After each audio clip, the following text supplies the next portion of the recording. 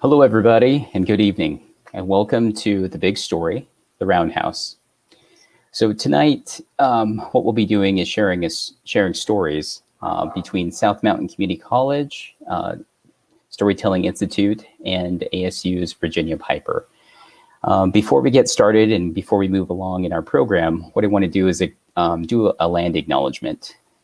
Since we're in partnership and South Mountain as well as ASU do reside on ancestral lands. This piece here is the land acknowledgement from ASU's library. And it goes like this. ASU's library acknowledges the 22 Native nations that have inhabited this land for centuries. Arizona State University's 4 campuses are located in the Salt River Valley on the ancestral territories of indigenous peoples, including the Akhmad-Atam and Peeposh Maricopa Indian communities, whose care and keeping of these lands allows us to be here today. ASU's library acknowledges the sovereignty of these nations and seeks to foster an environment of success and possibilities for Native American students and patrons. We are advocates for the incorporation of indigenous knowledge systems and research methodologies within contemporary library practice. ASU welcomes members of the Atum and Peeposh and all Native nations to the libraries. So with that, welcome to the event tonight. The NEA Big Read is a program of the National Endowment for the Arts in the partnership with Arts Midwest. The Storytelling Institute is partnering with the Virginia G. Piper Center for Creative Writing to host a storytelling event in connection with a NEA Big Read grant. The focus of today is going to be on the book, The Roundhouse. And this book was chosen due to the literary background of the Indigenous writer. And when we talk about this book, or when we all read the book, we digested that and really kind of took that into consideration. And so the stories you're going to hear are the stories of Indigenous people.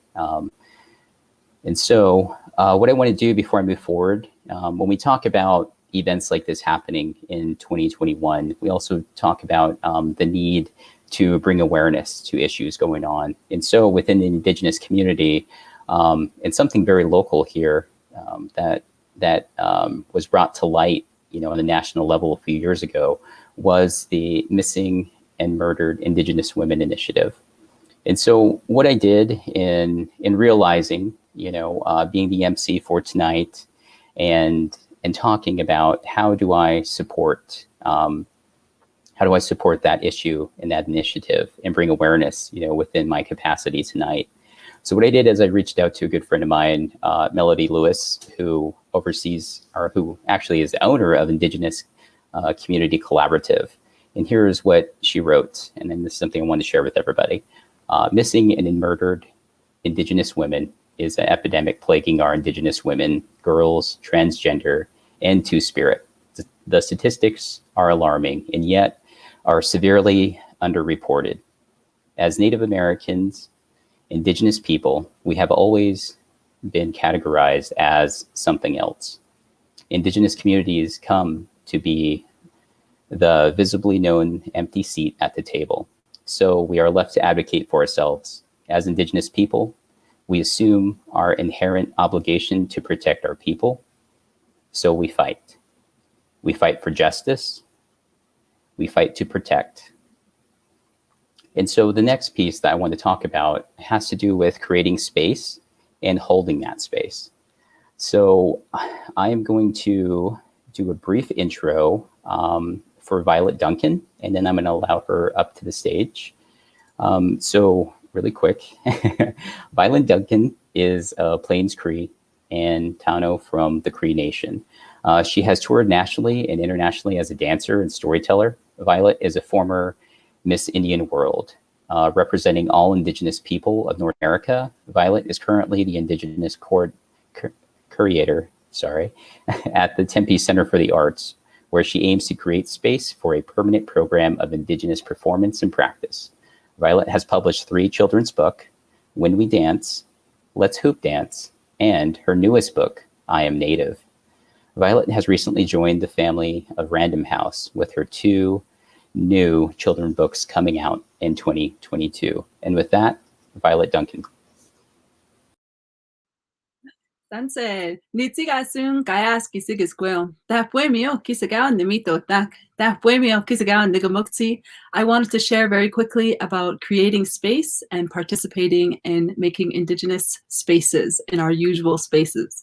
Participating in making space for Indigenous peoples can create actual change through enacting new relations that disrupt power and can manifest alternatives. Making space for Indigenous perspectives has the potential to generate innovative and community-guided projects that deepened and sustained relationships.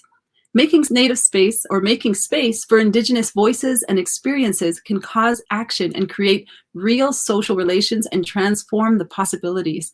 Making this space is possible and does not have to be new or difficult. Making space can be listening to the voices around the table and acknowledging that each voice is part of the conversation and have as much to say as anyone else around the table. We are stronger together, especially when we can make space for each other.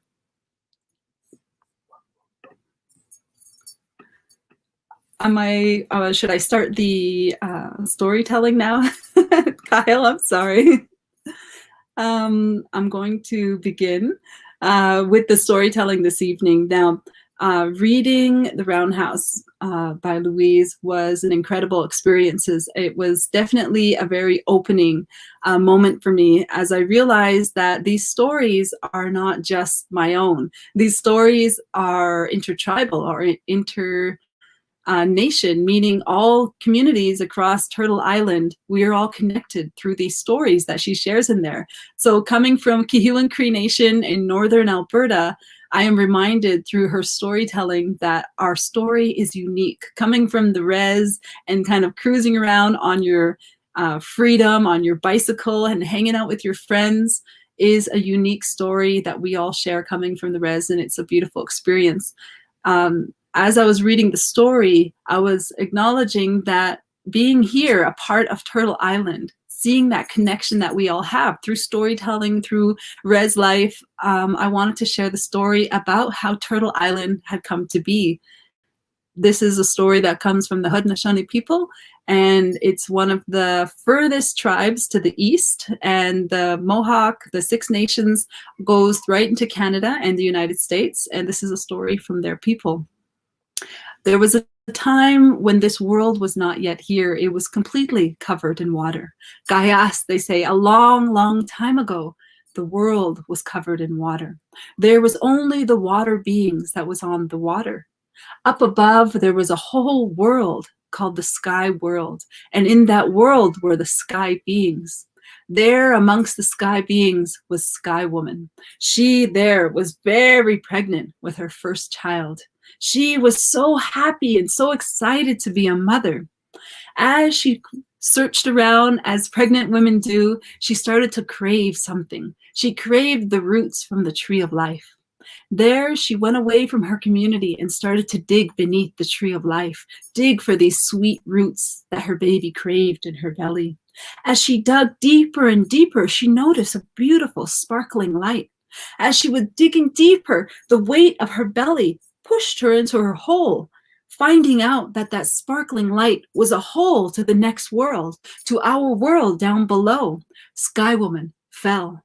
She fell and fell for a very, very long time. "Help me," she cried out, "help me." And as she fell, a group of geese were flying by. Honk, honk. What is that? Honk, honk. It's Sky Woman. Sky Woman, there is a sky being coming, falling from the sky. We must help her. "Where will she go?" said the geese. There was nowhere but only water. Sky Woman continued to fall. "Help me," she was calling out. "Gather round, my brothers and sisters," said the geese. "We must help and protect her. We'll bring her down." The geese all gathered side by side and reached for Sky Woman, and she fell on them. "Oh, she's so heavy," honk, honk. "She's a lot heavier than I thought. We need to put her down." Those geese were looking and searching and flying. "We need to put her down soon. We are coming close to the water." Turtle was floating by just then. and looked up. She rose above the water. Come here, my children. Put her on my back. Let her rest a while. Sky Woman went on the back of Turtle Shell. Ah, this is much better, she said. And then she looked around, and Sky Woman fell in despair. Where am I? What am I doing here? How am I supposed to take care of my child in a world that is solely full of water? Don't worry, my child, said Turtle. All I need is a little bit of earth from the ground down below. With the roots that you have in your hand, you will be able to provide for her, provide for your child.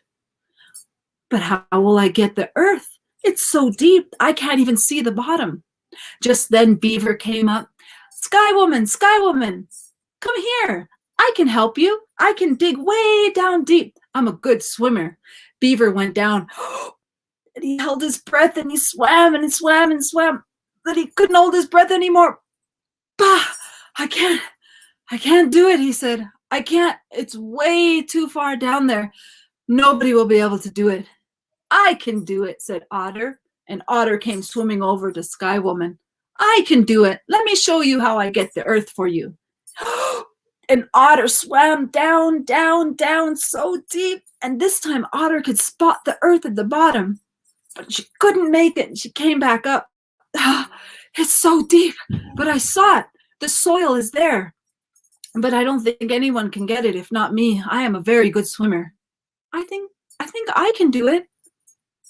Who said that? They all looked around. Who's speaking? It's me. It's me, Muskrat. I can do it. I can swim to the bottom. Oh, Muskrat, you're so small. You can't do that. Yes, I can do it. I can reach way to the bottom and bring the soil up. I can put the earth on the back of Turtle, and they could provide for Sky Woman's baby. All right, try, said the animals. Muskrat took a big breath and swam and swam and swam and swam and swam way down, down, down deep as far as he could go. And with the last bit of Muskrat's breath, he grabbed a little bit of earth and came back up. All the animals were searching and waiting. It's taking him too long. He probably swam away scared. He didn't get it. Who else wants to try? Just then Sky Woman noticed, I see something over there. And there floated up little Muskrat. Oh, Muskrat, what has happened? And Muskrat had passed on, and inside his tiny little paw was the little bit of earth. Oh, Muskrat, what a wonderful and kind sacrifice. You will always be acknowledged. We will tell many of your sacrifice that you did for my child. She took the little bit of soil, and we still acknowledge Muskrat for doing that.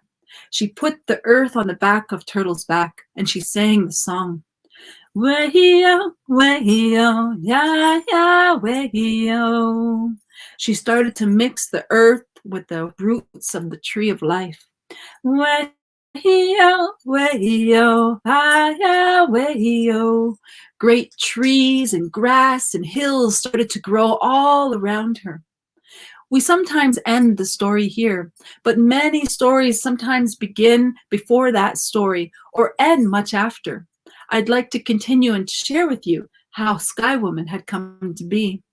It was not long after that Sky Woman was born on this beautiful land that we now call Turtle Island.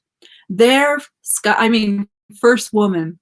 Their first woman touched her feet to the very soft grass that we feel today. There she took her first steps on our earth we call our Mother Earth.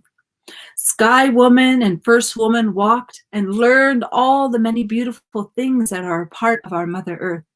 And then it changes when you are a part sky being. You age very quickly. You age in a different time that is from now. First Woman grew, and it was West Wind that had come and fell in love with her. And they too had children. First Woman became pregnant with twins. It was said that those twins would then create the world that we see. When she was ready to have her baby, her first baby was born natural. And he was a beautiful little boy. And he came and he wanted to create beautiful things, beautiful, vibrant flowers, nice and straight rivers, nice and beautiful, soft lakes, the long, tall trees, all to perfection. It was then that the left-handed twin that was born, he came out through the side in a zigzag, coming out of her side and killing first woman. She made the sacrifice so that her child would survive. When the left-handed twin came, he wanted to make the world a challenging place. On top of the beautiful roses that his first brother made, he did the thorns. On the beautiful straight rivers that he had created, he had changed them so they would move and created the sharp stones. The first son rounded the stones, and together they made the earth that we see here today with the, we don't like to say good and bad, but more of the challenging, the things that make us remind us that there's beauty in all different kinds of things. We are reminded that first woman had sacrificed herself so that her child will win. It was then that the twins were raised by their grandmother. West Wind is still acknowledged now as their father. And here we see their grandmother portrayed as Grandmother Moon. And we acknowledge her in that way. And this is the story of how Turtle Island and how Sky Woman had come to the earth and how all of the nations then had come. We are now what we believe are on the back of the turtle. So when you look at Canada and the United States, that we don't see that. We see all of us as a nation, all of us as the indigenous people, the caretakers of Mother Earth. And this is the story of how Turtle Island came to be. Yay.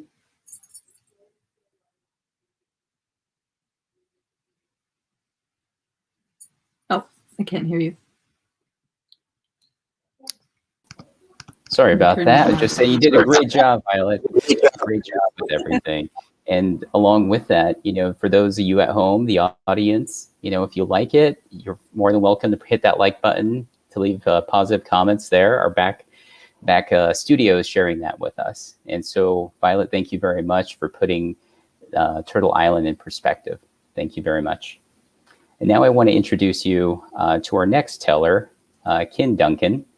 And so his bio, Kin Duncan is an enrolled member of the San Carlos Pachia tribe, an accomplished cultural teacher, singer, flute player, artist, and storyteller.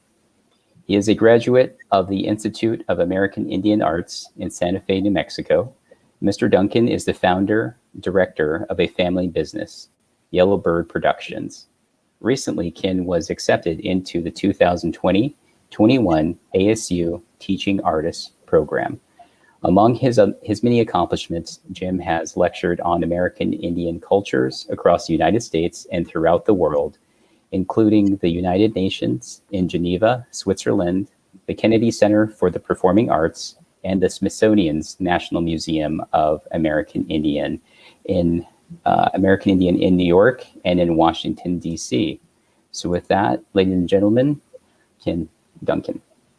Here, Zon Juaniyagi Kulichi, Tiko Tonina, Nagundihi, Pua, Wachina Stegenico, a kego, Piyan with our Spigo, Kawa Nagundi, and it now the Casco.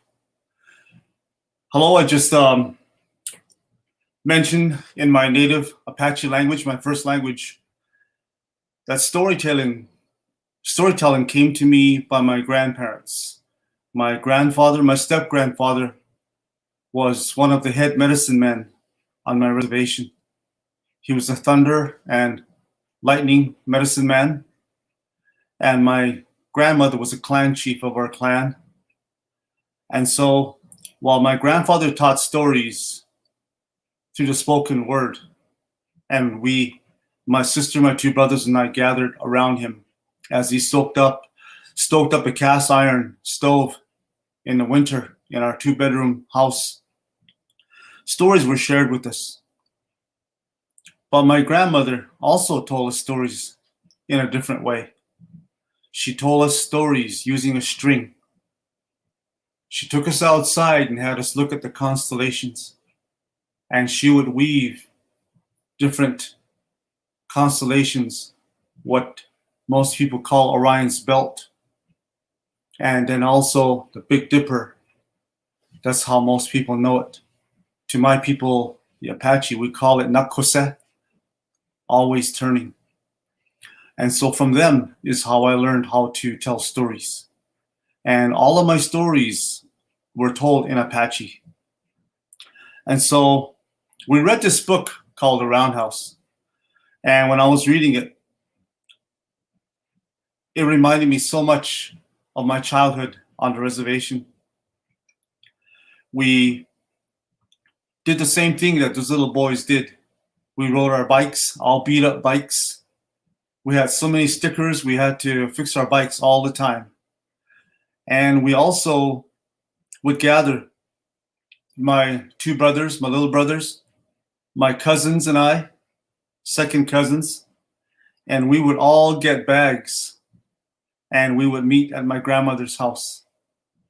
And we would go and fan out everywhere. And we would gather all of the soda bottles we could find.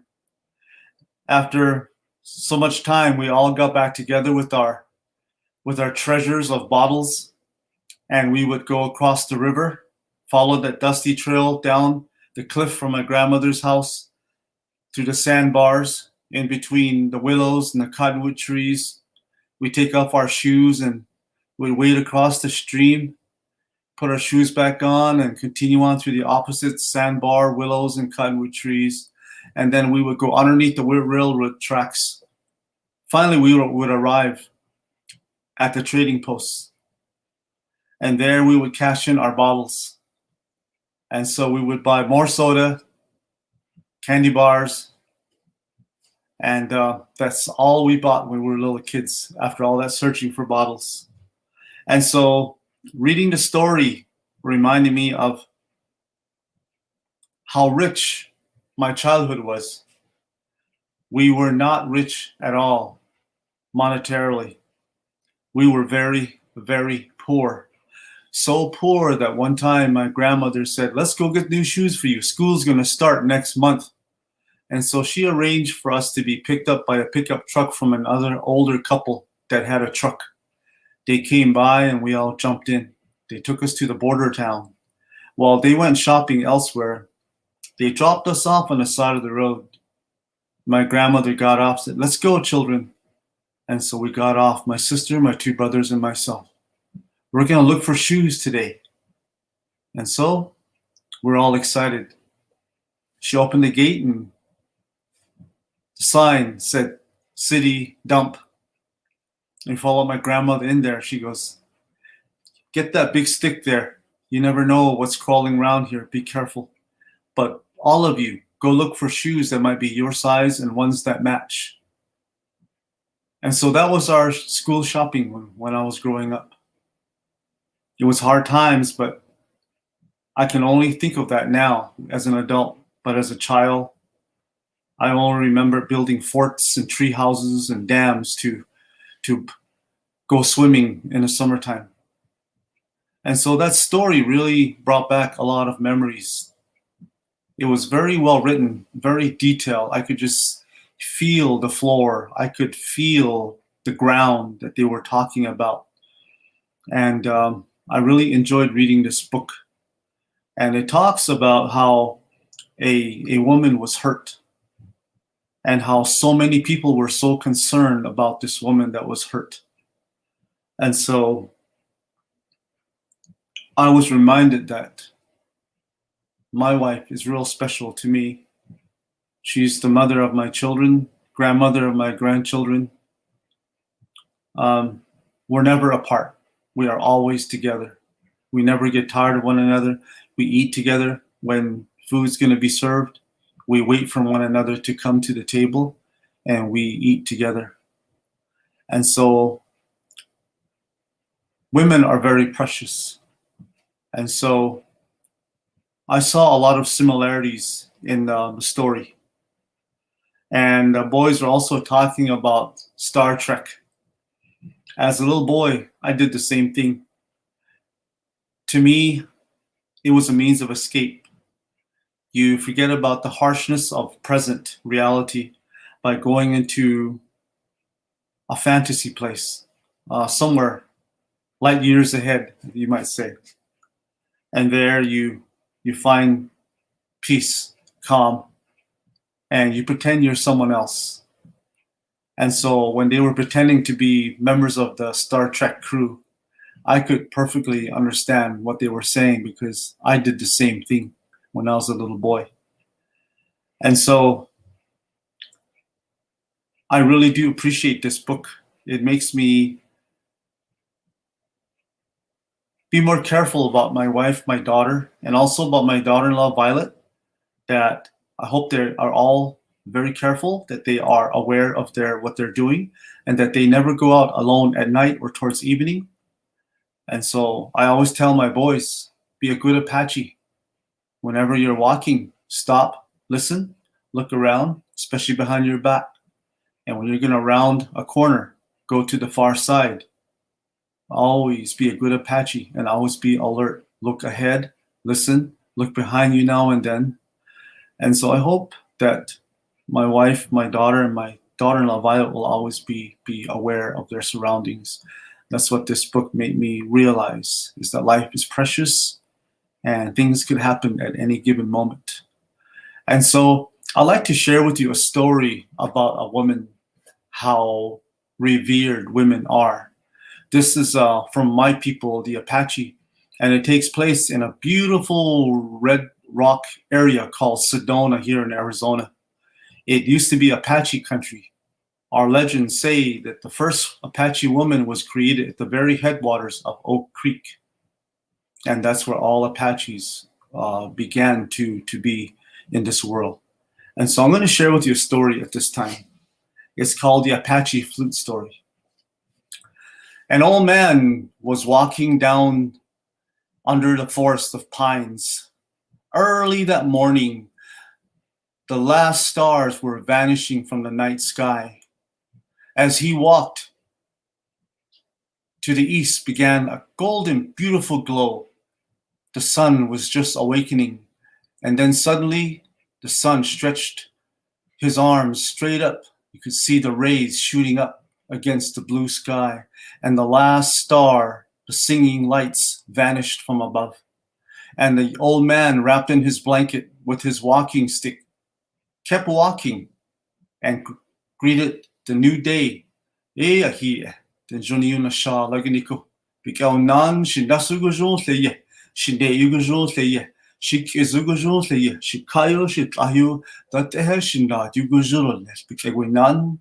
prayed, may beauty be all around me. And he continued walking. As he started going down this trail away from the forest, down a deep canyon, he came upon a beautiful canyon of red rocks. And there far below, he could see already people were working in their fields of melons, beans, squash. And here and there were rows and rows of corn. As he was walking down in the far canyons to the side, he could hear the elk bugling, awakening to the new day. And then over to the side, up on the ridges above in the pine forests, he could hear the turkey coming off their roost. Life was just awakening. Oh, it is a beautiful day, said the old man to himself. He could still see his breath from the mountain crisp air that morning.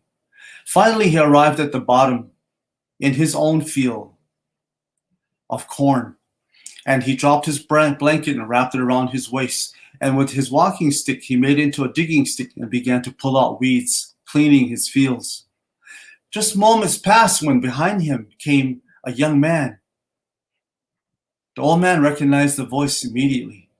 Shinale, Shinale, Rijinich Oshnishiya, Shinale, he said. Grandfather, mother's father, can I help you today, please? The old man smiled and says, come, grandson, come, work with me then. And so they started working in their fields. Only moments passed when, across the stream, Oak Creek, out stepped an old woman with her digging stick and began to weed her cornfield. But then, from the corn stalks appeared a beautiful young Apache girl in full white buckskin dress, the longest fringes Beautiful abalone shells adorned her buckskin, and she wore beautiful knee-high Apache moccasin boots. Her hair was tied up in a bun to show that she was single. She looked at the flute player and, embarrassed, she looked down and she began to help grandmother. The young man stared and stared at that woman, and so finally, grandfather told him to go above the ridge and offer her courting songs on the flute. Do you have your flute with you? The old man says, I have it right here, grandfather, all the time. Yes, in case you meet the right woman, you have to have your courting songs ready, said the old man. Before he could tell the young man what to do, the young man trotted off excited, and he stood up on the top. The old man thought, please let me remember my teachings. He was so pleased when the flute player lifted up his flute. Bikegwinan, shikasul den junego, iro ahleye. Doleren junego na indi hikego. Tanego, mishnarago yolseye. Creator, bless my flute, that the music from within might dance and float in the air as beautifully as the flight of a butterfly, he said. And he played 1 song, 2 songs, 3 songs. And then when he was about to play the 4th song, the young girl called out and told him to come down. He came rushing down and stood in front of the girl across the street. And she said, play me 1 more song, flute player. Nisi the Sasha Nanta, Nisi Juden Jone Hida Sasha Nanta. Play me 1 more song, your most beautiful song. And the flute player played his most beautiful song. The young girl began to move with her eyes closed. The flute music, being backed up by the rushing of Oak Creek, made the song so much more beautiful. They say even the birds stopped singing in the trees nearby to listen to the courting songs of the young Apache boy. As the song ended, the young girl said, flute player, your songs were so beautiful. I take a handful of leaves from this willow tree and I drop them into the creek. As you can see, the creek is taking the leaves away with it. In the same manner, you have taken my heart and carried it away with you with your music. They say at day's end, the young man, the flute player, was able to walk that girl back up to the village. But they say if you happen up into Sedona and sit against one of those cliffs under a willow tree at the water's edge, you can still hear the flute songs from long ago, still floating as the flight of a butterfly among the willows and the cottonwood trees.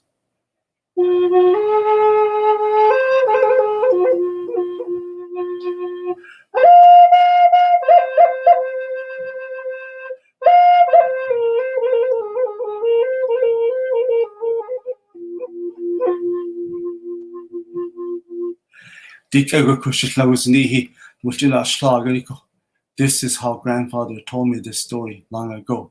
Thank you very much. Oh, thank you very much for that. And that was beautiful. And I appreciate the local shout out, what we know as Sedona now. So audience, next time you're in Sedona, listen really hard when you're next to that willow tree. Thank you again, Ken.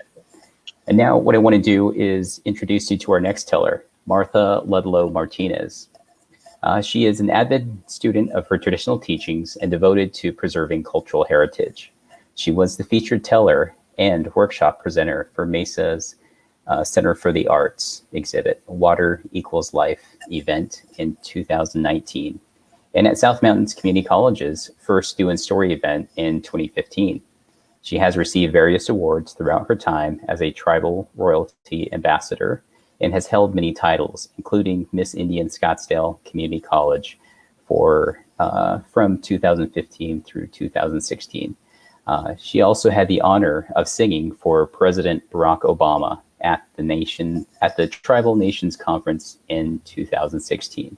Please join me in welcoming Martha Ludlow Martinez. Martha Ludlow Martinez. Good evening, everyone. My name is Martha Ludlow Martinez, and I come from the Salt River Pima Maricopa Indian community. In our community, we're actually home to two different tribes. So, Nya Martha Imulik, Ludlow family Kamant Kavashalayan Yavaish. So that's the other language of the first. I did my introduction in autumn, and for Salt River, we're the Anakimeratam, and we are also home to the Khashidon Pipash. So the second introduction I did was to the Khashidon Pipash people here in our community, and just wanted to recognize the two tribes in my community that I am very, very blessed to be a part of and to be here today. And as was stated earlier, I was thinking a little bit about the book as I was reflecting back on it today, this morning, really thinking about all of the different elements that came in the book, and thinking about here living in the community for as long as I have, and all of the different issues that come up in our community, and some things as a young child that you may not understand at the time, and as you grow older you really, really begin to reflect and start to understand things in a different light. And that's what I really think about with a lot of these stories that we're told. The correlation, when I was first learning about it, the correlation that was made to me is think about it as, and during Christmas time, the Christians talk about the birth of Jesus and, everything that it entailed. But no matter how old you get, you hear it each and every year, and you take from those stories as you go. You start to understand things a little bit more. You may think about the birth of Jesus at first, and you think of Mary, and then you think about the wise men that come. And I correlate that exactly with what we do here right now, the storytellings, and that's why these stories pass on from year to year and from generation to generation. It's so important to keep these stories going. And as I was reading the book, it really did bring back a lot of memories of things and how my mindset was as a young woman, and the things that were going around me I may not have understood at that time. And as I'm getting a little bit older, a little bit wiser, a little bit more experience with life that I have, it helps me to understand things that I thought I understood or didn't understand to this level as I do now. And thinking about some of the trauma that families and friends have gone throughout their life, it's very hard to digest. And as a young person, you're really thinking about, what do I do? How can I help? How can I be there? And in a particular part of the book, it talks about the boy, how he goes to the store and he's buying a couple groceries, and the woman there, he's trying to pay for it. And she said, no, don't worry about it.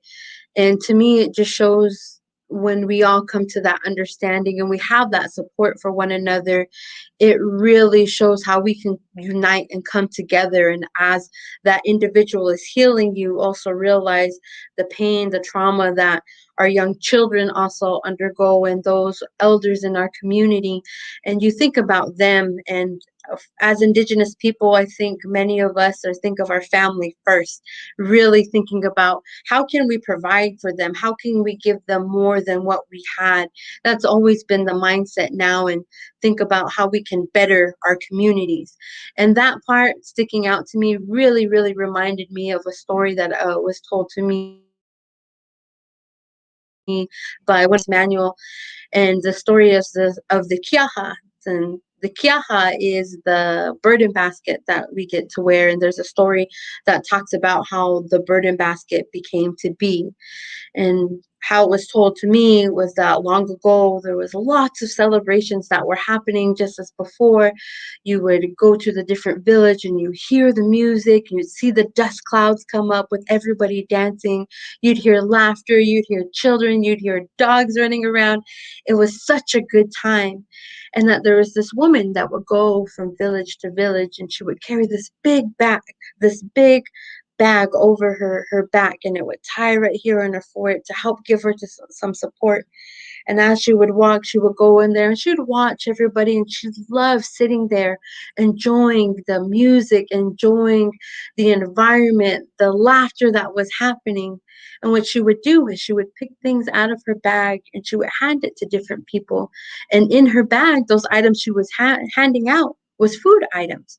So if she saw people were hungry or they needed something to sustain themselves on a long travel or just to continue to dance, to have that good time, she would pick out of her bag and she would give to the people without anybody ever asking her. And when you think the bag was empty, she would reach her hand deep down and would pull something out to give to the people.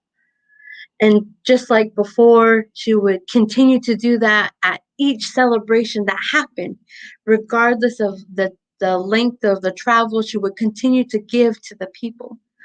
Well, one of those days, as she was going, she was being made fun of for the way that she was walking because she had this heavy bag on her back. She would kind of hunch over a little bit and she was just using a lot of her muscles, so her back just started to hunch over a little bit more, and she would continue to walk, and the kids and the other people would make fun of her. Oh, look at the way that she walks. She walks so funny. She does not stand up straight like the rest of us do. Look at her carrying all of those bags. Why does she even come to these events? No one invites her. Why does she continue to feed this food to these people? Is she looking for some kind of recognition? And she would continue to go, even though she would hear these harsh words, and it would hurt her feelings and emotions. And one day, she didn't show up to one of the events, and she was still there in the background, but wasn't handing out food like she normally does. And she continued to hear these harsh words and these negative words that made her feel so bad. And eventually she just stood there with the bag on her back. She no longer moved. She no longer talked. No one really heard from her. Until one of the days, the women had come by to come and check with her. How is she doing? We haven't seen her. What's going on? So they came to her house and had saw the place that she had stood. She had turned into the kaha, the basket. And because she no longer had legs to hold up, the basket fell over. So the women of the community decided, you know what? She has done so much for us. She would continue to go from village to village, feeding each person that she saw needed something to eat. No one ever asked her. No one ever told her she had to do this. She did this at the kindness of her heart because she wanted to provide for the people. So what the women decided to do is from there on out, they would continue to pick her up and hold her on her back and carry her as she carried all those food and different items that the people needed, that the women would continue to carry her because she had done this and it was the only thing that they thought they can do during this time. And when I think back about all the different issues that come up and with things that are going on, even now what COVID has really changed the way that we tell stories, the way that we are able to practice our ceremonies and the different things that we normally do in our community. We adapt, and with that, giving the support that we can to those people to continue on the knowledge that they have, to share these stories, to share the teachings and traditions. It may not be in the way that we once did, but we continue to support one another. And as we come upon now, getting close to the International Day of Women, and we think about the issue with the missing murdered Indigenous women, we think about the support that we can give to those survivors that are here and to the support that we can lend to their families because of this being such a really big issue, and that our women, as was stated before, are so sacred in the things that we're able to do. In our traditional teachings, we talk about the power that women are able to hold. And so we want to make sure that we protect them as much as we can and look out for one another, even as women, not to degrade one another, to get after one another, but to give the lending hand and the advice that's needed, especially during these trying times. We may not understand everything that's happening.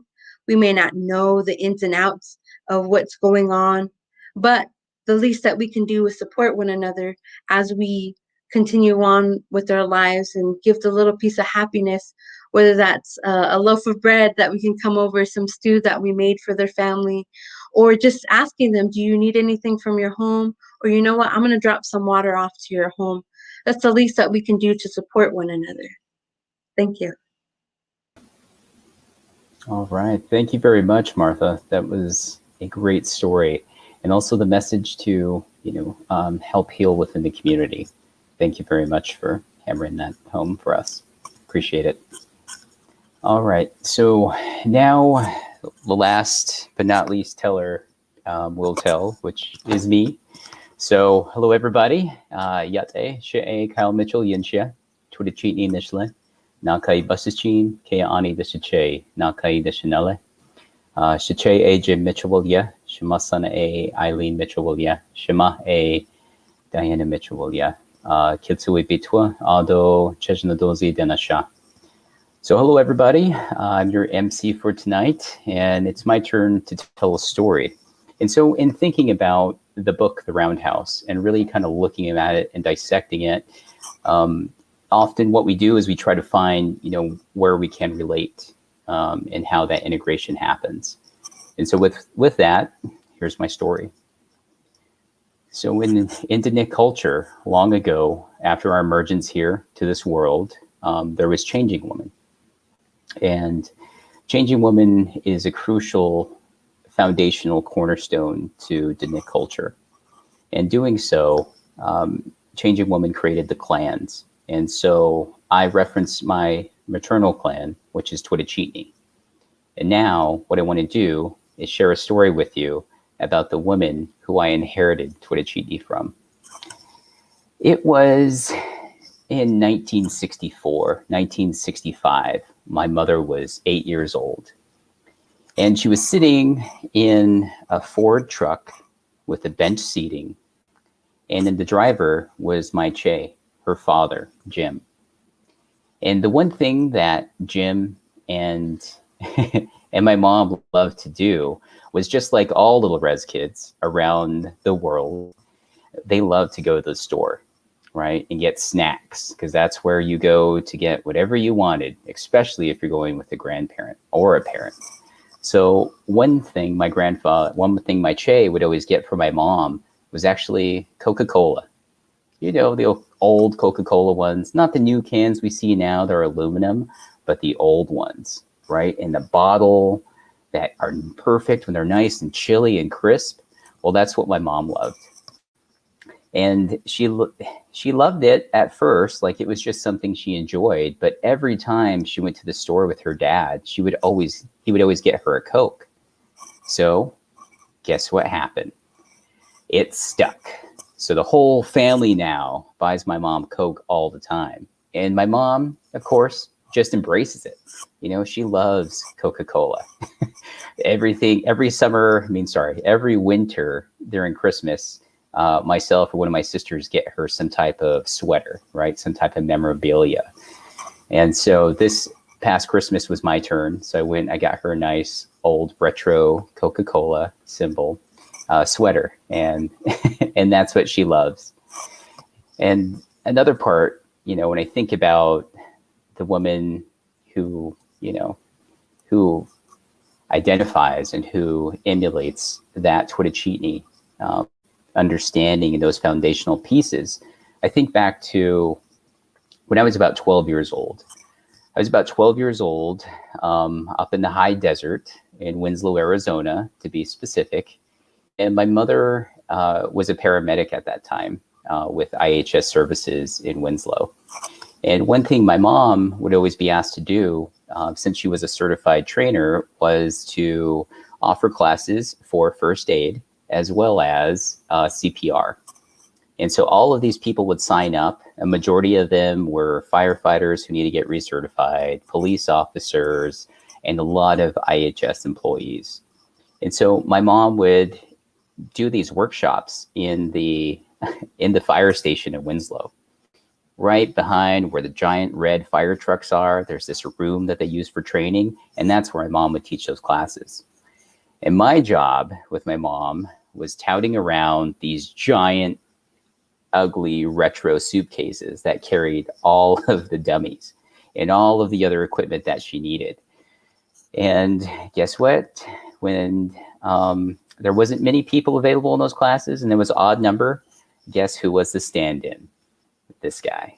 But it was amazing, because I learned exactly where to interlace your fingers with your hands and how to do compressions the right way. I also learned what to do, in case you fall and scrape your leg, or heavens forbid, you break something. I learned all of those week after week for a few years doing that with my mom. And the amazing thing was I remember during that time, I was a wrestler in junior high. In Winslow, everybody knows, are the Bulldogs, right? Sadly, they called the junior high the Bullpups. So yes, I was a Bullpup wrestler. And the only thing I wanted was my mom to watch me wrestle, right? That's the only thing I wanted. But my mom, being a paramedic and being a supervisor at that, was away a lot. And so I remember once I was getting ready after weigh-ins, kind of stretching out, and then my mom comes in. And it was so amazing. And you talk about one of those like Hollywood moments, right? Where everything just stops and everybody turns their attention. Well, everybody at this meet found out that my mom is a superhero. A superhero, yeah, superwoman, possibly. So my mom walks in, wearing the official paramedic uniform, got her cargos, right? Her elastic belt, utility belt. She has her combat boots on, her work boots, and she's wearing a t-shirt. Usually they wear a button-up shirt, and I went up to her and was like really happy she was there and excited. And my friends around me were like, oh my gosh, looking at my mom. And my mom just got off a call, literally jumped in the car and came over. And so she still had like some light, maybe blood stains from somebody she was helping out earlier. And my friends were just totally shocked. Like, oh my gosh, what does your mom do? Is your mom a cop? Is your what's going on? And so from that time on, my mom elevated my social status for junior high, and it was an amazing experience. And, another memory I have, one that is more intimate, is a time when I was a teenager, right? And as a teenager, you're angry, you're upset, you're going through different things, right? The world's ending every other day. But, your parents are always there for you. My mom has always been there for me. And I remember one night we were driving from Winslow down to Phoenix. And if you live anywhere pretty much west of Flagstaff, east of Flagstaff, for the majority of the travels down south, you take the 87, right? Everybody knows that. You hit Winslow and make your way down. Then you hit Clintswell and start making your way up on the rim. And it was late at night, probably 10 o'clock. It was in the summer. We were making our way down to the valley to help one of my sisters move. And so as we were driving, I was trying to play my angry emo teenage music. My mom wasn't having it. She's like, no, I don't think so. Reach underneath the seat and grab her little suitcase of cassettes, right? Little cassette tapes. So parents and audiences out there, you might have to describe what a cassette tape is to kids, because I think we just dated ourselves by saying that. So anyways, my mom grabs out this tape, and it's amazing, right? It has that little case, opens up, throws it into the stereo. And everything gets quiet. My mom loves classical rock. And the song that comes on, and she slowly turns it up, has a little grin on her face, is Leonard Skinner's Simple Man, right? It's all about being a man, being a simple man, right? A mother's hopes for her son to be happy. And it was an emotional time, and we were driving, and that song was playing. And my mom just did like every mom does, that little side look with that smirk. And she told me, when I knew you were going to be a boy, the song came to mind. You are my only son, and I want you to have a good life. Life can be difficult, but remember who you are, and things will be fine. And ever since I've heard that song, from that point on, that always makes me think of my mom. And so the reasons why I told you these little stories, was to really show you mother's love and the son's love. The book is based out of the perspective of a young boy and being helpless, in a time of tragedy, in a time of trauma. And so, with my mom, now being Superwoman, everybody knows that Diana Diana loves her Coca-Cola, and if you're ever around her, I guarantee you there's a hidden can of a nice chilled Coca-Cola. And so I wanted to, dedicate this to my mom, who loves to laugh until her eyes water. She's the true definition of what it means to be Twitachitni. And she's taught me that through her actions of being a hard worker, as she was for a paramedic, but then also showing me that family matters no matter what, whether it's making it to a wrestling meet or whether it's driving in the middle of the night to help with your daughters. And so if you thought of the story and you related to it, this is also dedicated for those daughters, mothers, sisters, aunts, cousins who left us too soon, and to those who we're still waiting to hear from. Thank you. And so, Travis, if you want to bring everybody back up. All right. Sorry, everybody. We're doing this the new norm here.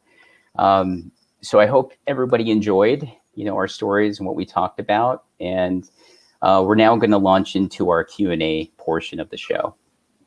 And so one question that I want to ask everybody is, after reading The Roundhouse, how did you decide what story to tell? And how was that process? So Violet, you can start us off. And then after that, we can get to Martha, then to Ken. I really enjoyed reading The Roundhouse, and I definitely struggled right up until today with which story that I wanted to share.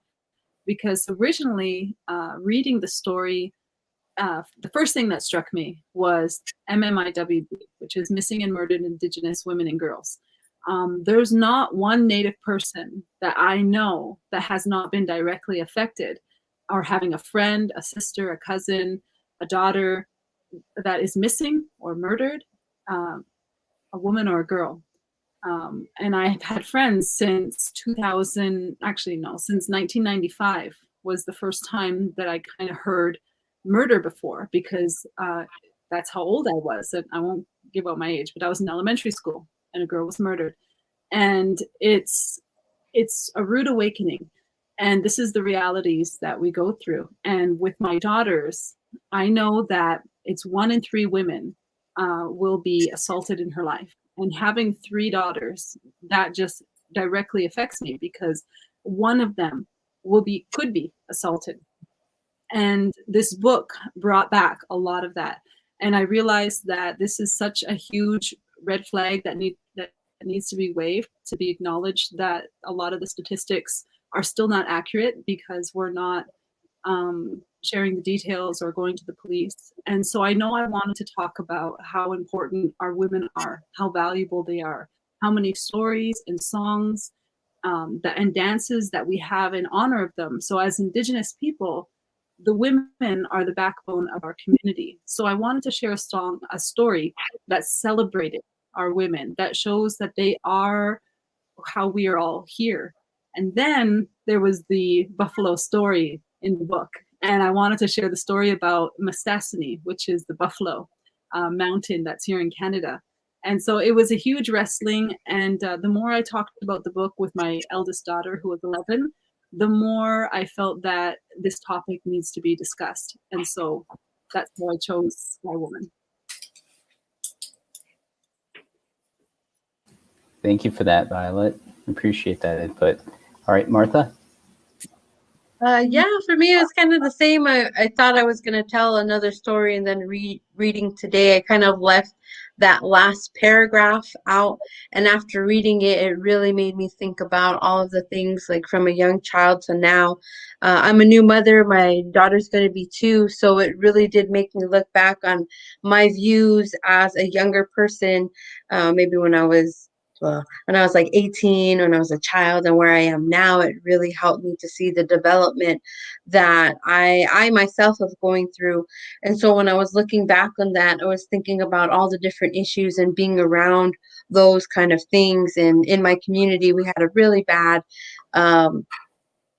time of gang activities. And I always remember across from where my mother lives, there was a young woman who was found in the middle of the road. And it was just so hard to comprehend at that time. How could somebody be left outside and no one saw her, no one heard her?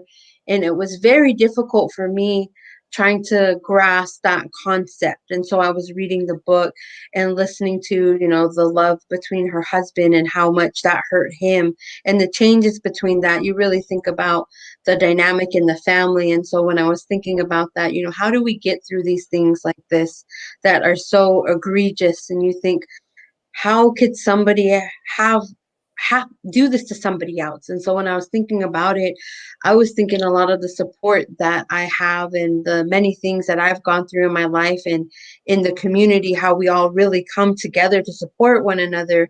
And it really immediately, the story clicked in my head. And this was the first thing that popped. And I knew this is the story that I'm going to tell, because it talks about a woman who has good intentions and has a good heart to do these things for the people without being told. And we're told a lot of times from our grandmothers and aunts, just go do it, go help them. You see that they need help, you should go out there, go give the men water, make sure that they have something to eat. And it made me think about the community and that the times that we're going through even now, how we're getting through it because of that we're coming together and supporting one another. And they may not ask for it, but when we know a family is going through mourning, or when it's time for a ceremony, we gather up that we can and offer it to them, not for recognition or anything, because we want to help and we want to show them that they have support. Even though they may not feel it, we can at least show it through those actions. Oh, amazing. Thank you very much, Martha, for that. Just really quick to everybody at home, if you have any questions for us, feel free to just leave it in the comment section, just drop it there, and then we'll get to those after this. So please, if you have any questions regarding the telling, questions about the book, anything, go ahead and drop them in there, and we'll get to those after Ken. So Ken, you're up. Well, for me, reading that story was it was sad. It was a little bit dark. I could see the contrast in the eyes of the little boy, how his parents used to interact before, how the father said they never slept apart before, and now how she's changed so much after this brutal incident that took place, and how the little boy used to see his mother.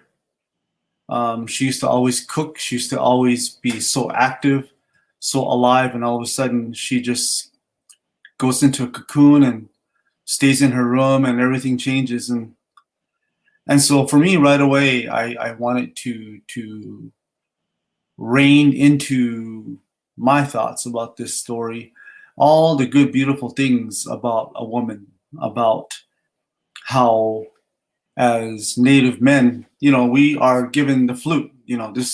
My people, the Apaches, say this is the tool of the man to attract a beautiful, beautiful woman through beautiful music. So Apache men are told that you try to approach a woman that you find interest in a very gentle, respectful, beautiful, in a very honorable way. And so you offer flute songs to her. And that's how you attract women, being very gentle and respectful as you approach them.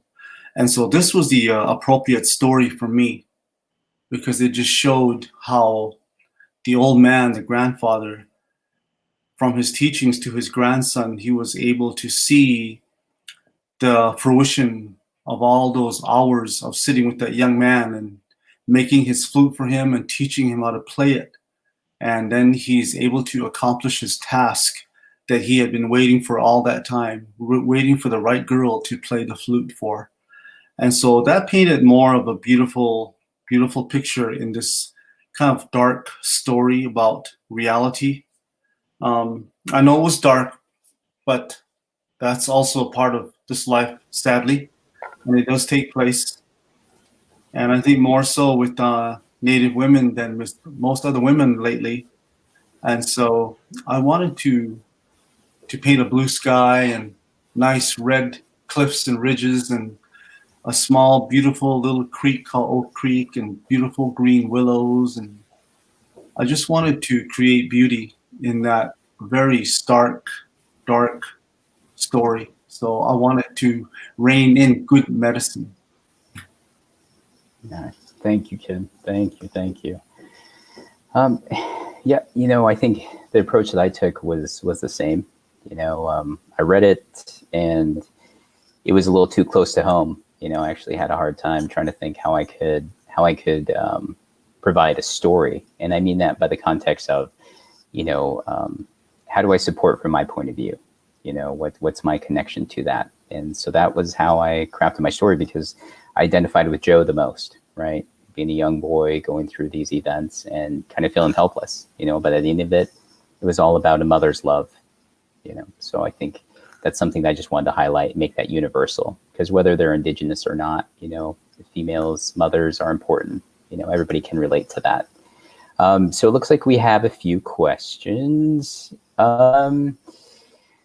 So I'll just throw this out to the group in general. What did you think about the meaning of the story, or did you have a favorite part of the story?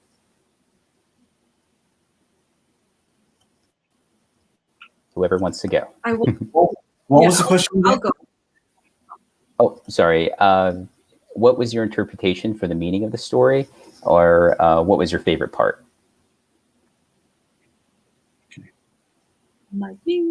Okay, I wanted to talk about how much I love that traditional story that the grandfather shared in his sleep.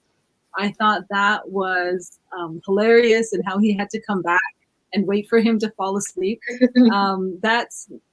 It's so unique, and I kind of come back to that when I'm checking out the book again, and I like to go back. And I was talking about to some colleagues about how I put little tags in the book and how I go back to them, but I don't go back to them. I don't tag it as I'm reading. I go back after I'm done reading it, and I have like how many little hearts around that, and I'm like, why do I like this part? And I reread it, and I'm like, oh my gosh, it's so funny, and that grandfather is so crazy. And I just love that how everybody kind of moves around him, that he's this beautiful mountain that is such a stable part of the family, and everyone is kind of moving around him and bustling and creating this party for him. And he's this slow moving guy, and he's like crazy and talks. But it reminds me of my grandfather. So definitely that part and the grandfather, I felt. But reading the book, I really felt like I was on somebody else's, like it felt not right, because coming from a boy's perspective, I'm like, is this really how boys think? Like, I movie too. I'm like, should I be here? So that part of the world, it was really interesting. Now I know a few things. Uh-oh. Martha or Kid, if you'd like to. Yeah, I think I'll go off of that with Violet. I think one of the parts that stood out was just that, getting his view on things. And I know, like, during my mind, during that time, I'm thinking, like, what was I thinking about at that age and how things were coming together. But I love the honesty in it, him going through the emotions with one of the characters. Do I like her? Do I not like her? Because she's associated to this one man. And I love that honesty. And you think about it, as a young person, you really base a lot of your emotions towards an individual because of their association to your family, or how they may, interact with the community. And I just love that honesty. And thinking back, like, on some of the individuals that I've met, I was like, oh my God. And to this day, I'm like, oh my God, they're in the room right now. And I'm just like fangirling over like the storytellers that I know are traditional singers. And I'm like, oh, they have this amazing voice, and I can never get over it. It's just those emotions overcome me. Even as I get older, I'm like still in awe. And when I'm thinking about storytelling, I know I was talking to Ken, but I love the way he tells stories. You're just so and captured by it, and you're watching and listening. And I think of some other stories I may have heard like multiple times, but every time they tell it, it just captures me in, and I'm thinking about all those emotions that come out in it. So when I think about the book and what I really like, I really, really love and appreciate that honesty of the boy going through these emotions internally on how he feels about this individual. Oh, amazing. Thank you, Martha. Can anything, or are you good? Yeah, well, for me, I think the story, like Violet told me last night when we had a rehearsal thing, there are some funny parts, and she was right. And that reminded me of, well, Kyle, you know, when Indian guys get together, when they start joking, especially Violet's dad and I. Don't get me started, Violet's dad and I we lose control, and they want to just stop talking because we get too crazy with jokes, and it just takes away all of that stigma of being so stoic, you know, instead of like this, you know. We really have a really good sense of humor. We really like to tease one another, you know. We like to tease different tribes, you know, and it was so cool the way, you know, like what do you call $4 and $4, you know, a bar fight, you know. I could relate to it, and there was some other jokes, but I can't tell it here. But you know, that was good. It just reminded me of sitting down with my cousins, or whenever I run into some of my other artist friends, and we start just crazy talk, you know, especially hoop dancers, you know, like, I don't know, just so many people I can just start joking with, and that's what I liked about that part. That's one that I really enjoyed. It was like going through a dark tunnel, and then all of a sudden you see this really crazy laughing moment, and that was a comedy relief for me. Oh, that's great to hear. That's great to hear. Thank you for the feedback. You know, Ken, earlier you mentioned how you learned how to tell stories. So Violet and Martha, can you tell us a little bit about how you got involved in storytelling? Rock, paper, scissors, who goes first?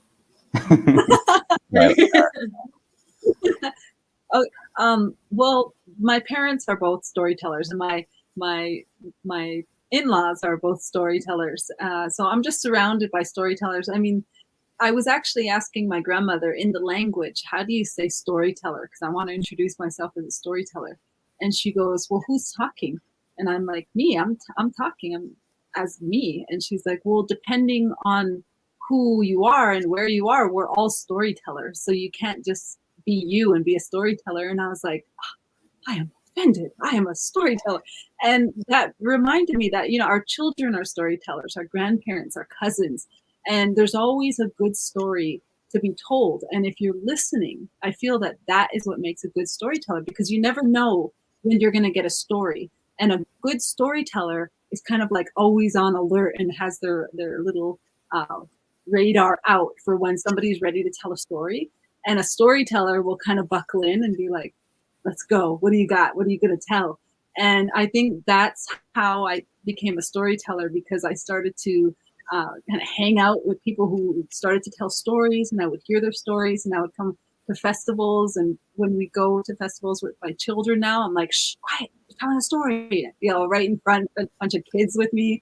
And I'm just like in awe, because everyone has their own way of telling how they paint their picture. And just like an artist, they paint their picture so differently. Sometimes it's the scenery, sometimes it's the person. And so I'm definitely inspired just by my family that's around me. I haven't actually started calling myself a storyteller until just a couple of years ago, when somebody had called me that, and I was like, maybe I am now. You know, I felt like, yeah, I think it's time. When you can be called that by somebody else, you kind of feel more comfortable in those moccasins, like, in those shoes, and you know, and that's kind of how I came into storytelling. Oh, that's amazing. Thank you very much for sharing that, Violet. All right. Martha? Yeah, for myself, it came a little different. I wasn't really taught our traditions growing up. I kind of just I guess how I like to describe it, I just kind of fell into it. And when I was in junior high, that's really the time I started to explore our traditions, our culture, and our teachings. And I remember going to dance practices and first learning about them. And that's kind of how I got introduced to the culture. But to me, it just felt right in a way. And I started to learn stories when I started participating in tribal pageants. And I was thinking of things like, what could I do to really explore the culture and something new and expressive? I don't want to do the same thing that everybody's doing. And I was doing dancing, yes, but I stumbled upon storytelling. And I was told by one of the stories here in the community by one of the ladies who's passed on now. And she was my first dressmaker. And so I got to know her and her family. And she was talking about how her family would travel and would tell these stories, and they would demonstrate these dances. And she happened to tell me a story, and I learned the story and I did that on stage. But I guess as I was going along, I was like, oh, well, that's a really neat story. I found myself just sort of attracted to stories as they were coming along. I love to listen to people tell stories. Like I had said, I could have heard the story multiple times, but it's still just just invokes so much emotion that you want to watch and continue to listen, even though you may know the ending. Each year or each time that you get to listen to it again, it brings out something new, and you're like, oh, wow, that's like pertaining to me as now becoming a mother. Like, oh, I get the struggles now for moms. Like, how do they do this? How do they get to this? And so as I'm doing that, it really is that. And I think just like how Violet had said, I don't really call myself a storyteller yet, just because I don't feel I've earned it. But I do feel it's important to share what I do know with individuals out in the community, or for those who are willing to listen, because I know even now we know a lot of storytellers that are either in the making or storytellers themselves who are listening right now. And it really takes me to that time, me just falling into our culture and just being engulfed by it, and learning and understanding that I have a deep love and passion for storytelling. Oh, that was amazing, Martha. Thank you very much for that. Oh, that was great. So in the audience, they're asking how they can get the book or where they can find it. It's actually available at the Phoenix Public Library. So if you want to go check that out, that's available there. Also, there's a list for upcoming events on the website. So you can look at asu.com, and then you can type the big read in, and it should have the events for the month. Let's see, I think we have one more question. Okay. All right. So we have a question from the chat. It is asking, in your tribes or nations, how is violence against women or children treated, and how is it similar to Louise's story? I'll go ahead and start, just because we're actually dealing with this in our community, where we're looking at VAWA, the Violence Against Women's Act. And so we're at a time right now in our community of reviewing what we can do. So there's actually tribal policy that's being made in our community that's honestly just been brought up. And so we're having meetings with our tribal council members to look at how we can further protect our women. And I think a lot of communities are going through that struggle at this time with COVID happening and a lot of us not being able to socially gather. You see the influx of people who are drinking and who are abusing drugs at this time. So we also are thinking about how we can kind of combat that as this time now. And so in our community, looking at how the policy can be put into place, and as well as trying to empower our women, our young women. We have some events that are happening with some of the different departments to kind of alleviate some of the stresses at home. I know there are a lot of young women who are actually dropping out of school to work to be able to provide for their family, because some of them have lost jobs. The parents have lost their jobs. So looking at how we can further empower them and see their own worth in the community. And so that's one way I know our community at least is looking to protect our women, is initiating VAWA and looking at how we can use it better in our community, that it fits our needs, and how we can prosecute those non-community members who do harm to our women.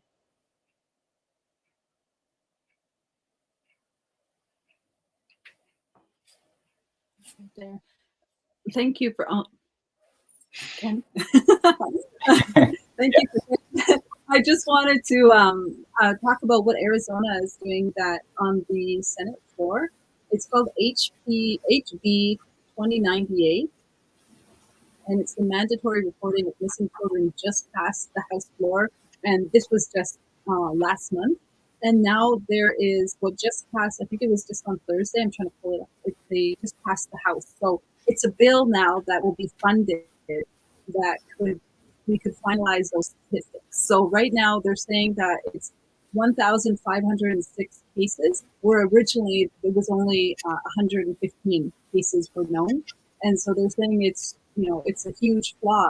And now we're dedicating funds to find out where the cases are and who's reporting and get the statistics cleared. So right now, Arizona is on track to get funding to start that. So that's what's happening kind of at a state level. In our communities, for my community specifically, it's like shouting from the rooftops. And even though we want change, it just happens so slowly until we're echoed or acknowledged in the cities and towns and we're taken seriously. It's very difficult to have our voices heard. So definitely at a community level, we understand and recognize that Indigenous women are the backbone of our community. But I have this stat right here that I'd like to pull up, and it says that,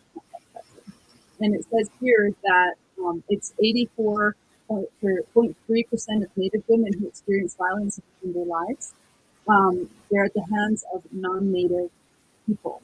So in our communities, we are safe, but it's when we urbanize that we don't really have a method for protecting our women and girls, because we're seen, we're not seen, and we're seen as disposable.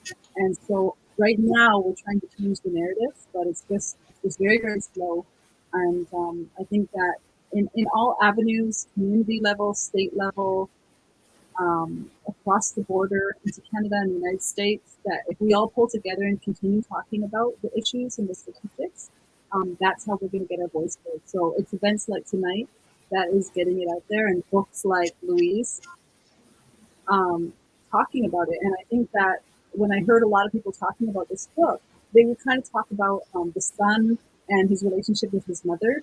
And I was like, did we not acknowledge the fact that there was a woman that was possibly murdered, who is definitely missing?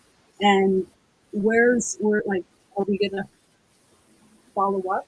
And when I got to the end of the book, and I was like, there's no follow up. And when I talked to people, they're saying, yeah, that it's not unheard of for there to be no follow up, to no understanding. So this book is a huge conversation starter to start conversations on the topic of missing and murdered Indigenous women and girls, and how we can protect our Indigenous women. Yeah, thank you. Thank you very much for that insight. Ken? Well, a long time ago, traditionally speaking, you know, it was among Apache people, it was quick justice, you know, no questions asked. But back then, you know, the community structure was so much different, you know, for Apaches and of course Navajos. You know, we're a matrilineal society, so matriarchal society. So the men would always live with the woman's family, and so abuse was kind of a touchy thing to do, because you were among your wife's people. And so if you did something like that, you know, it was quick justice, and that was a long time ago. But now I've been asked, I'm not sure if, well, I've been approached to be part of a program on my reservation where they have with the school district, parenting classes, on young adult classes, on how to deal with marriage, how to deal with being a mother, a father, having little children in the elementary school systems. And so the school district itself is trying to do a program. It's within the curriculum. And they also have classes in the evening about, and they've been having Zoom classes since the pandemic. They've been having Zoom classes on addressing abuse and all this stuff, how to be better fathers, better husbands, better wives, better mothers. And I know there's also at our hospital too, they have at the health center, they have different programs that women can go to now. And so there are facilities, there are counselors there, and that's about all I know about what's going on my reservation. But I was just glad to know that the school district for San Carlos has classes that have trained professionals that come, and it's like coming to a treatment center, and they go through this program, these young adults. And so at least that's going on right now that I'm aware of. Nice. Thank you. Thank you. So I wanted to ask a question to, I guess, all the panel. So in light of how 2020 was, and kind of the after effects of that, I'm just wondering, how are you going to, or what's the importance of having additional venues and platforms as far as Indigenous spaces? And so, tonight we have the opportunity to be here in partnership with ASU and South Mountain Storytelling Institute to elevate the awareness and, things that are happening within our communities. So I'm just wondering, are there any other platforms out there that need to be touched? And for our audience who want to be involved in some of these initiatives, what are some ways they can get involved? Well, for me, I was approached by Native Health here in Phoenix, and they were told by the people that come for service at the Native Health centers that a lot of them were homebound because of the pandemic, and they were getting, I guess, what you would call cabin fever. And so they asked us to do something, and so they got my family and I to do what they called a powwow fitness program. And so we had Zoom classes where we had physical fitness workouts, and we were using powwow steps. So my wife and children presented that, and that turned out really well, just to get people moving. And so just to get people more physical. And we told even the people that couldn't dance, if they could just sit on a chair, to move their arms and their feet. And even people that were restricted to wheelchairs to do the same thing. And if they were in bed, there are programs that can be available to them through Native Health. And so it was just an idea to get them going. And then also, I just finished another program where the Phoenix Indian Center asked me to approach as a storyteller how to prevent suicide. And so I never mentioned the word suicide. I went on nothing but positive, and I used nature as my platform. I wanted people to be aware that nature is out there. And I took them on video walks via Zoom, and it was a really good experience for people. Even though they were at home, they could see themselves walking with me on a mountain trail somewhere, and I would talk about the Palo Verde. I would talk about the quail that's making the calls over there. I would talk about the mountain ridges, what they're called in my language, and their importance in our culture. And that was really interesting. So those platforms were not there before. Powwow fitness, dancing in your home, doing the steps from a powwow. And then also taking visual walks through Zoom out in nature and just taking that breath of fresh air by being away from city life. And so I think we need more platforms that are out of the box. Great, great. Thank you, Ken. Martha, Violet? Yeah, I'll go ahead and start. Just that I think I was thinking about that using social media as a platform that wasn't really the case before. And I've actually had this discussion with some of my fellow coworkers and thinking about, how can we keep those traditions going that traditionally you would just meet with the person, the individual, and you would learn that way, and looking at how you can use social media as a platform to be able to get that information out. But it's really trying to find those in betweens where you're keeping the integrity of that teaching, but also letting other people know, like, hey, this is still around, this is still something that you can do. And for myself, looking at some of the things that I have left behind, I am involved with a lot of different things in the community. And I think as my time, I got a little bit more involved with work and got a little bit involved with life. The life experiences that I've been going through, it really helped me to reappreciate those things of being involved in the community with the traditional dance groups that we have here. I love how we come together and we support one another, and those crafts that I've learned with beading and with sewing, finding the time for that now, and now having a daughter to teach that to is something I look forward to each and every day. And although we're not able to do that, I am blessed to be able to say, you know what, during this time, I was able to be there with you and grow with you through that. It wasn't a bad experience. Yes, there was a lot of negativity going on, but the positive side of it is I get to spend time with my family instead of constantly being on travel or being away from them because of meetings or whatever else with classes. I have the opportunity to just come with you together to have a meal. And yes, I jump my class, but right after that, I'm able to sit with you and read a book with you.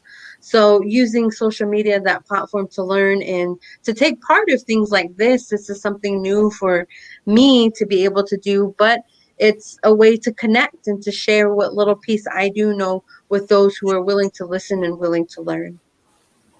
Awesome. Thank you, Martha. Thank you.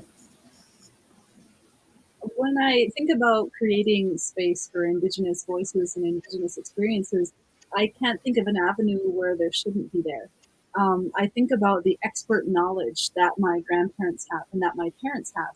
My parents had the luck to go post-secondary, and my mom has her master's in fine arts. My dad has his bachelor's. But the knowledge that my grandparents have is not from post-secondary, and yet they are experts in their field. And I think it's taking that traditional knowledge in health, medicine, and science, in the arts, and understanding that it should be at a level playing field. I find that when I enter into a space that is not Indigenous, it definitely feels like I don't belong. And when I do get a seat at the table, I look around and see whose voice is missing here.